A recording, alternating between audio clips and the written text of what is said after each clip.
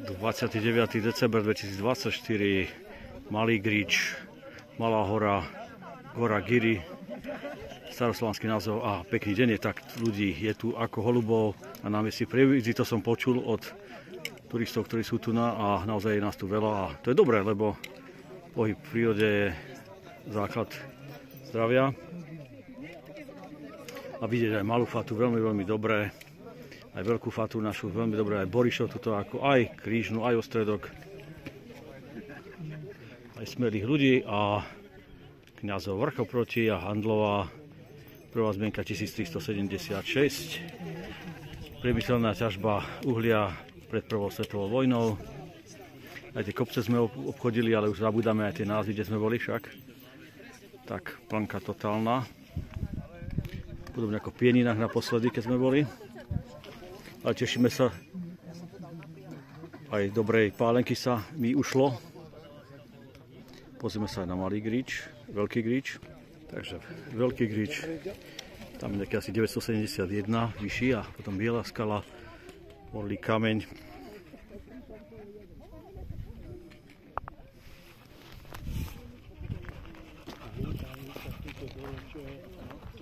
To je to, čo hovoríme, že 5 hektárov. Takže je to s populáciou turistickou skupinou asi z Borovna.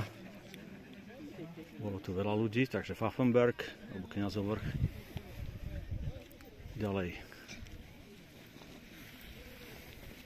Velestúr, Zlatá studňa, skalka, ktorú vidím aj doma z okna.